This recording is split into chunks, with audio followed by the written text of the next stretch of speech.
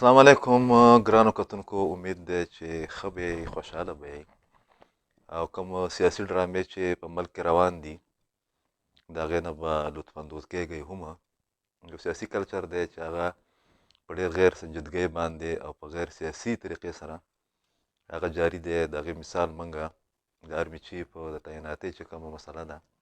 په کومه طریقه چې د دواړه طرفه هغې باندې پوینټ سکورینګ روان دی، بې یقیني او شکوک و شبهات یې جوړ کړي دي. د بل طرف ته د ګړۍ مسله چې دغه هم ښکاري داسې چې د پاکستان د عوام او د پاکستان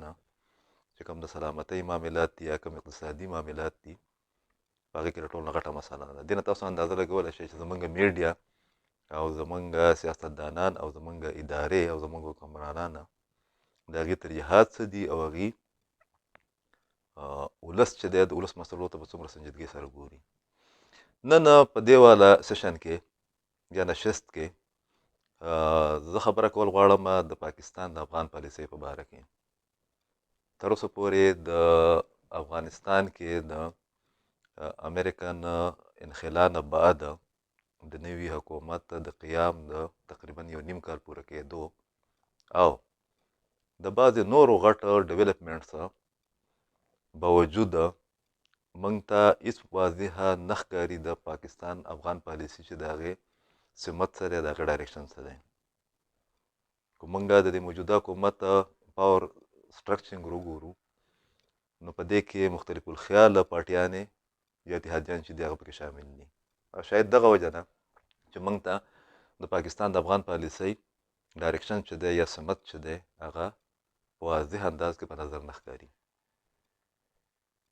په اول ځل باندې بلاول بټو زرداري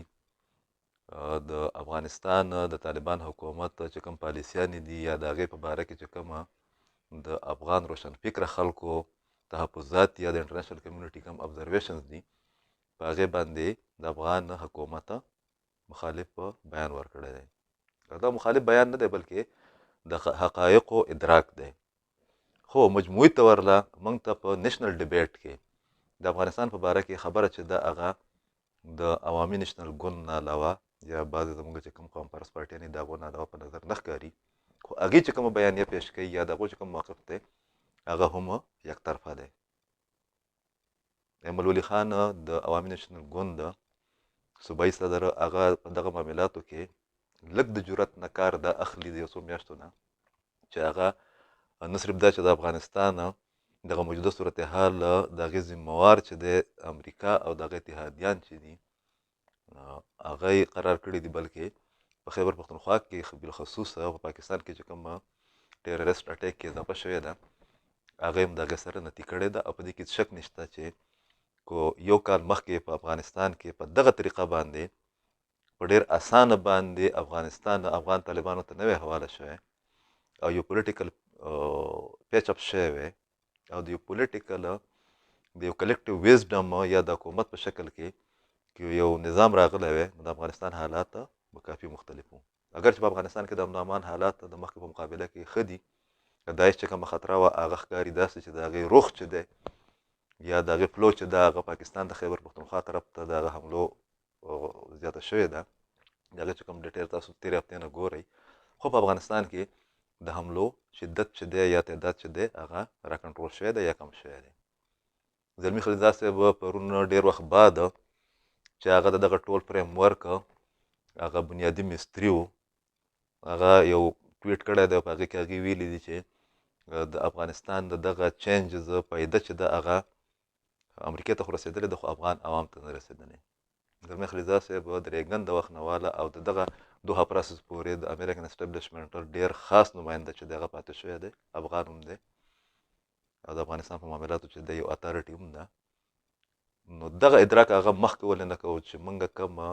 د دوحه اګریمنټ نه بعد وډرال کوو په کومه طریقه باندې او په کومه طریقه باندې به د پوره انویسټمنټ هغه پوره جاز چې دی هغه به موږ ډوبو نو دې نتایج به څه وي. ښکاري داسې چې دا باقاعده یو پلانینګ حصه وه او د افغان ولس چې کومې مسلې دي اگر چې دا مخکې هم حل نه وي د کابل د حده پورې یا د غټو ښارونو د حده پورې موږ ته د حکومت یا د ادارو فعالیت په نظر راتلو، خو اوس هغه هم ډېر زیات متاثره شوی دی. مثال د ماشومانو تعلیم، په ښځو باندې بندیزونه، بعضې کاروبارونو باندې بندیزونه، بیا کوم اوسنی چې کوم اهم ډیولپمنټ مخې ته راغلی دی چې د شریعت یا د قصاص مطابق به خلکو ته سزاګانې ورکړی کېږي په 21مې صدۍ کې